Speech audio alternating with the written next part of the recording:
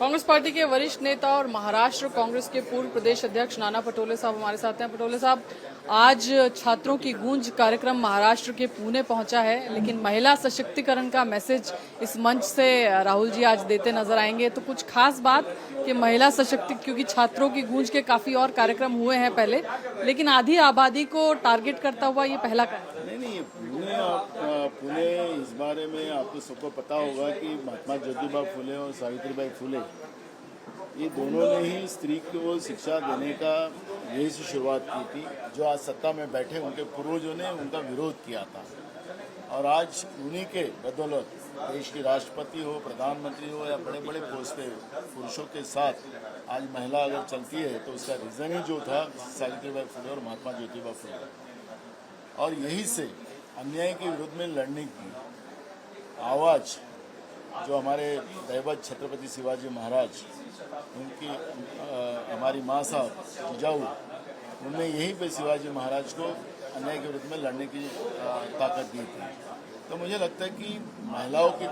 शक्ति को एक चालना देने का काम, प्रेरणा देने का काम राहुल जी यहाँ से कर रहे हैं, और इसलिए मुझे लगता है कि ये भूमि उसके लिए महत्वपूर्ण थी, और इसलिए राहुल जी ने ये जगह को चुना। आज जैसे मैं देख रही भी थी, आशीष कौर, सान्या MQ, ये जो रैपर हैं ये भी महिला हैं, तो ये इसके जरिए भी कांग्रेस पार्टी ये जो एक नए तरह का हम देख रहे हैं एक अरेंजमेंट है कि रैपर है या म्यूजिक है उसके साथ छात्रों को जोड़ने की कोशिश की जाती है। इसके पीछे का थॉट प्रोसेस क्या है? ये थोड़े अलग हट के कार्यक्रम। हमारी नेता सोनिया जी, हमारी नेता इंदिरा जी, हमारी नेता प्रियंका जी, जो लीडरशिप कांग्रेस की रही है हमेशा, आज वो महिला और पुरुष की जो बराबरी आप कहते हैं उससे एक कदम महिला आगे है।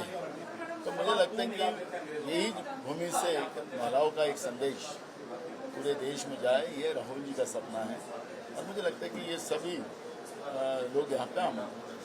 NSUI और ABVP के कार्यकर्ताओं के बीच में भी कल रात को झड़प हुई है, 50 के करीब FIR दर्ज हो चुकी हैं। इस मसले पर देखो,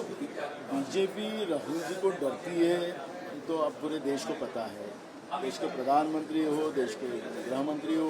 राहुल जी के डर से संसद में भी नहीं, जवाब देने को भी तैयार नहीं, और इसलिए राहुल जी का ये प्रोग्राम, यहाँ भी बीजेपी की सरकार है,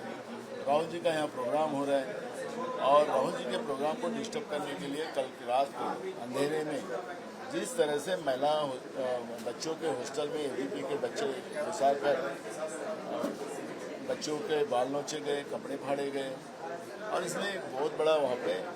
झगड़ा हुआ, और इसका परिणाम ऐसा हुआ कि NSUI के बच्चों के ऊपर और वहाँ के हॉस्टल के बच्चों के ऊपर वहाँ पे FIR दर्ज किया गया, ABVP के बच्चों को नहीं। इसका मतलब है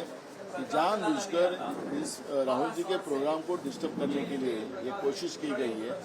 और मुझे लगता है कि इससे कोई फर्क नहीं पड़ेगा। राहुल जी का प्रोग्राम इससे और ज़्यादा यहाँ पर बच्चे आएंगे और राहुल जी को सपोर्ट करेंगे। बहुत बहुत शुक्रिया।